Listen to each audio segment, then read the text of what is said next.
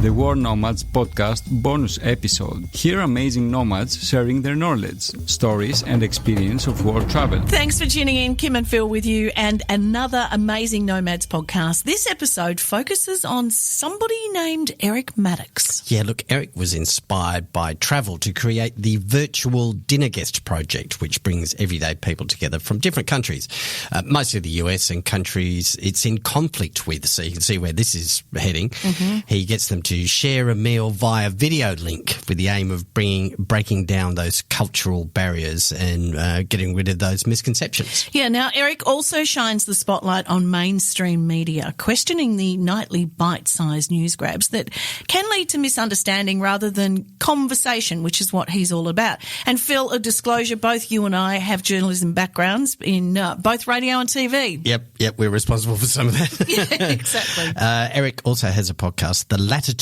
Adjustment, with interviews emphasising voices in what Eric describes as the global south, with context, local insights and solutions that are too often absent from traditional news coverage. It's a great podcast, actually. Check it out. Eric, did it all begin, though, with the virtual dinner guest? Well, it depends on what you mean by it. Like my questioning about my responsibilities as a citizen of my country, the U.S., and also of the world, and my curiosity about my place with respect to both of those identities. I'd say that started a bit earlier, and that the virtual dinner guest project and my current work with the podcast, the Latitude Adjustment, I'd say that those are extensions of that kind of that journey of questioning and that very physical journey in the world. So I just say that, my questioning really began with my first experiences traveling. First, going back to when I was like a kid and I had this unique opportunity to travel with an aunt and an uncle to Zimbabwe. And then, I saw some things that were so far removed from what I considered to be normal as an American kid growing up in Central California, that it just got my wheels turning. And then I traveled to the Middle East about a year after the attacks on September 11th happened in the U.S. Because I had a lot of curiosity and some anger. And I wanted to understand a little bit more about, quote unquote, that part of the world. At that point, I was kind of thinking of it all in just like the Middle East as one place and not a diverse region. And it was those two events probably that really started me on my path. So I guess the obvious question from that answer is your take on news media and questioning the idea that what if the evening news was replaced with the evening conversation? How do you view world news at the moment, or news bulletins? There's definitely areas where I could generalize, but I want to be careful and point out that I'm aware that that's what I'm doing. I think that there are some excellent news outlets out there and a lot of really great stuff being done by independent producers. And I'm not just saying that because I'm one of them. I think that the internet has democratized media production in some ways that are really exciting. And that also means that everybody gets a voice, so there's a lot of noise. But it gives us a lot of freedom to not necessarily have to rely on advertisers or traditional revenue streams to be able to get our message out or cultivate a following. So that's really cool. As far as traditional or quote unquote mainstream media, it's kind of a mess, isn't it? Especially I'd say U.S. television news. And I know what the popular networks are to single out, but I'm not really interested in doing that. I think that it's all kind of a disaster from start to finish. And it's just a question of where things are on the spectrum. I think that, where to begin with that? I think one of the chief problems is the soundbite culture.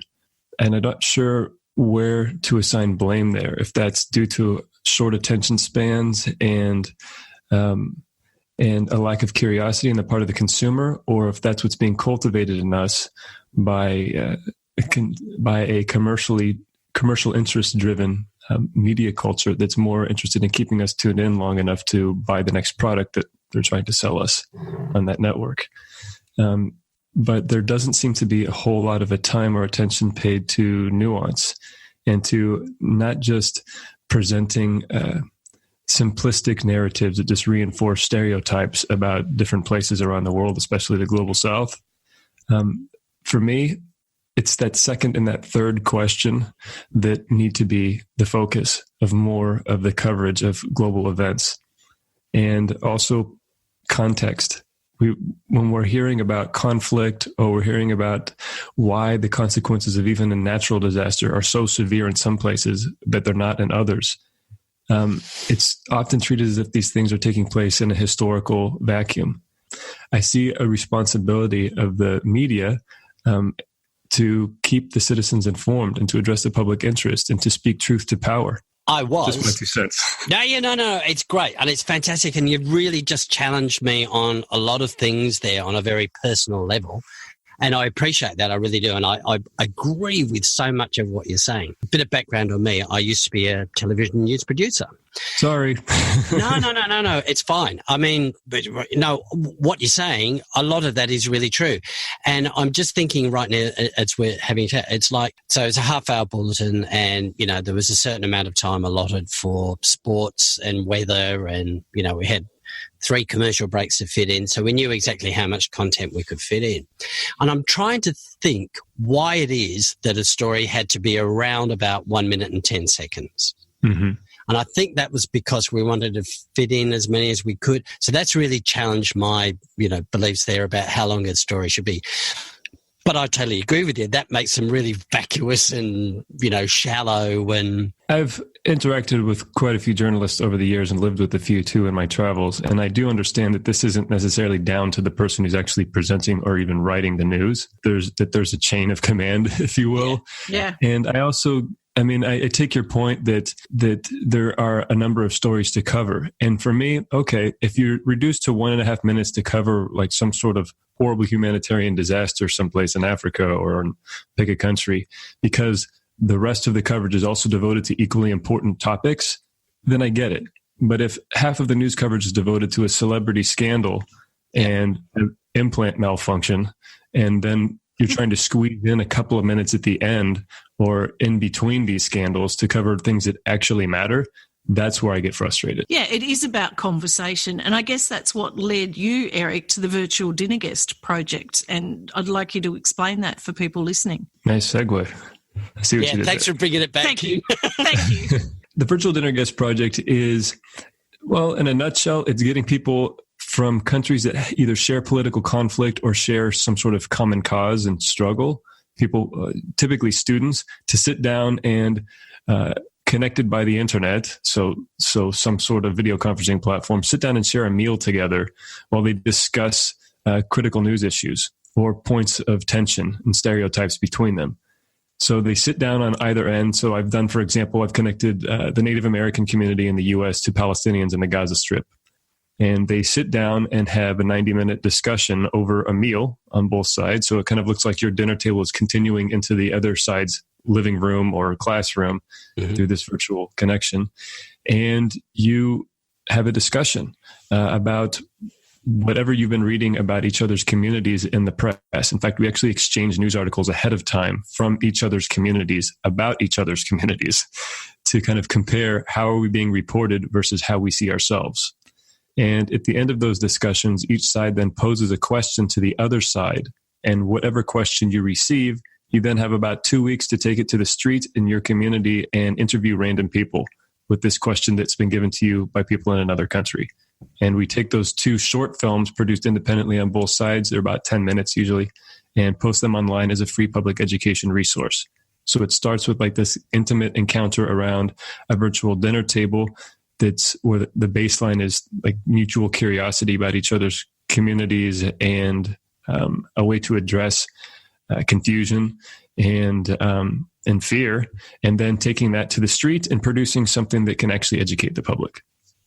And the reason for that is, well, some of the things that we've already talked about.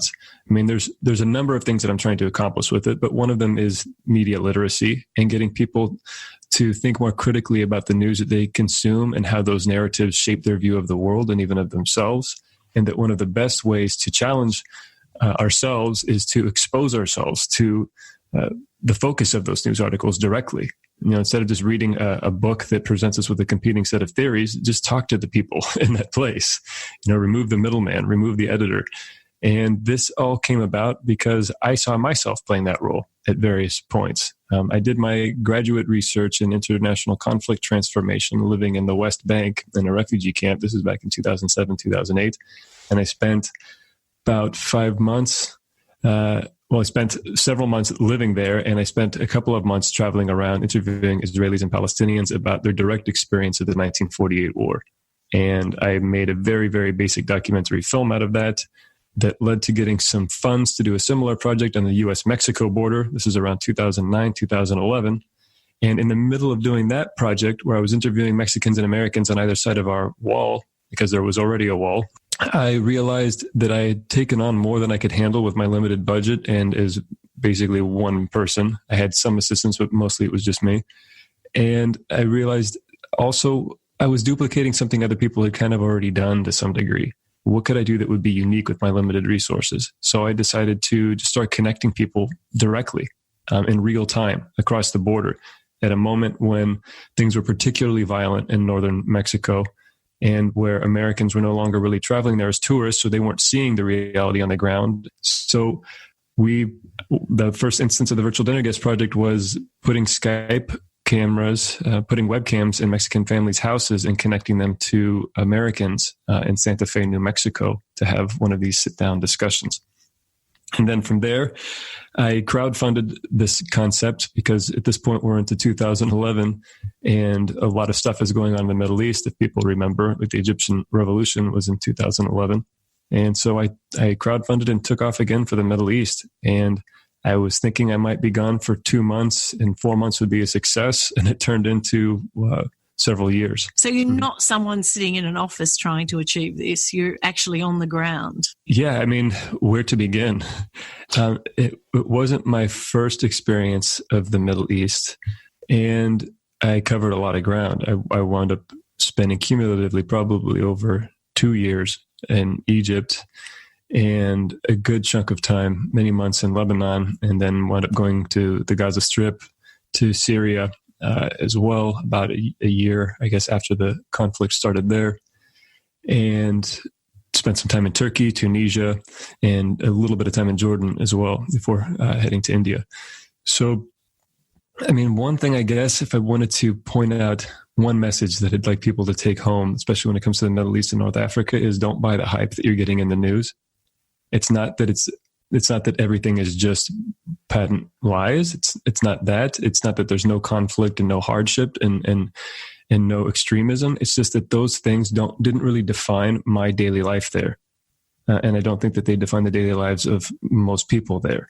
Poverty might, and a certain degree of frustration with their political circumstances and oppression might, but I wasn't running around like dodging bullets and car bombings and kidnappings, which is the image that I think a number of people have had of what I do during my travels, that I'm this like extraordinarily brave, like James Bond type person, and that I'm just wading into war zones. And that's really not it at all. I've felt much safer in most of these places than I have in big cities in the US, walking after a certain hour.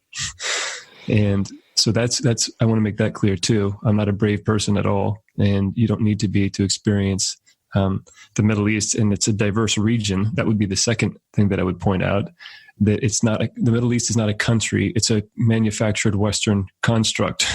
It suggests a certain worldview that even first of all came up with, and a certain agenda that came up with, like what defines that region and even its borders. What is the Middle East and what isn't is a subject of debate. It's just totally arbitrary. And so it's important for people to understand that while Arabic might be widely spoken, it's ethnically diverse, there's religious diversity, there's diversity even in the dialects of Arabic, which you'll quickly discover if you're trying to learn it. And that I found that by and large, one of the most consistent themes in my travels in the Middle East is how hospitable and warm the people are, and how, people will just take you off the street into their homes and feed you. That was a consistent experience that I had. Mm-hmm. Can you tell us why travel is so important? And I guess it's a double-barreled question, and discuss why it's important to be curious as a traveler? Yeah, that's why it's important to be curious. It's hard for me to even separate those things out, because for me, it's like, why would you travel if your motivation wasn't curiosity to begin with? It's just hard for me to understand why it would even have appeal. I guess you could do like one of those all-inclusive resort packages and just chill out on the beach and pretend that you're anywhere. That's a thing. But to me, to paraphrase Mark Twain, I think he says something along the lines of, like, it's hard to have charitable and sympathetic views of humanity if you spend your entire life just rotting away in one small corner of the world. I think that I want to take people on a journey that I've been on and that I continue to go on. And it's not just one that has to do with geography. It has to do with philosophy. It has to do with personal growth and development. But travel has been a part of that because it's challenged a lot of my preconceptions and continues to do that. Even traveling in the same places, like, I wouldn't say I'm an expert on any of the places that I've been at all. And it continues to reveal to me things that I don't necessarily like or wouldn't want to share openly. It reveals my pettiness and my prejudices and my ignorance on a variety of different levels. But if you're open to that, there's a challenge that's put to you that can lead to growth and can lead to greater understanding. It can provide you with the opportunity to strike up friendships with people from a pretty wide range of communities. And so curiosity is what kind of determines where I want to go in the world and how I behave when I'm there. And I think that once you start to have your preconceptions challenged on any topic, it can translate to other elements of your life. The impact that travel has had on me is not just that I've learned something about Egyptian culture. It's that I've learned something about nationalism and what it looks like in my own country because of how I've seen it play out in the streets in Cairo. It's that I've learned something about, like, the value of free speech and individual liberties because I've seen places that don't have those things and understood, like, their importance back home and maybe where they're being threatened, because I've been able to look at my own country now as an outsider, having seen how some of these same trends play out in other places. That distance can lend you a really important measure of perspective when it comes to how you view your own community and your place in it. I found the Mark Twain quote. Do you want the whole lot?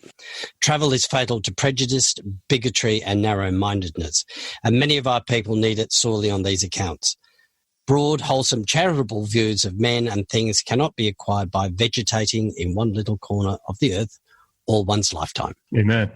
Yeah, amen. Yeah, amen. So as we close, your podcast, the Latitude Adjustment Podcast, what's it about? The focus of the podcast itself is to highlight underrepresented views, places, and communities from around the world. I mean, going back to, again, like this kind of consistent thread in our conversation today, about media and what gets prioritized and soundbite culture, I kind of want to provide an antidote to that, to find the stuff that's getting not covered at all or being given like short treatment and do a deep dive.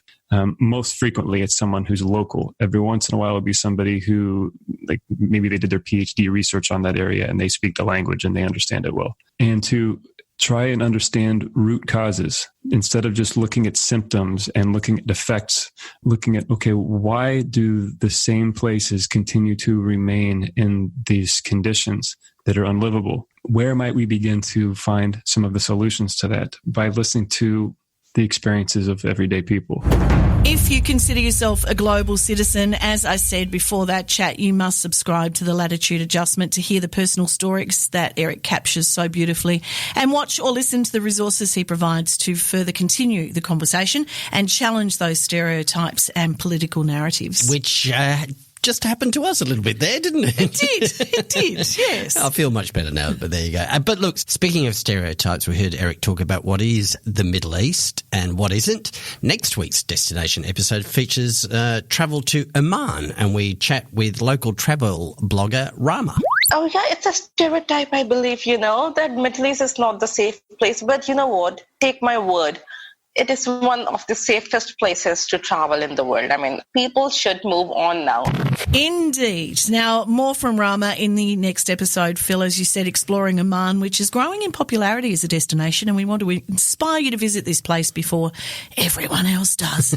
You can get the World Nomads podcast through your favourite podcast app, and Phil, to get in touch? Please do send us an email, podcast@worldnomads.com. Who knows, that episode may just start a conversation. Bye. Amazing Nomads. Be inspired.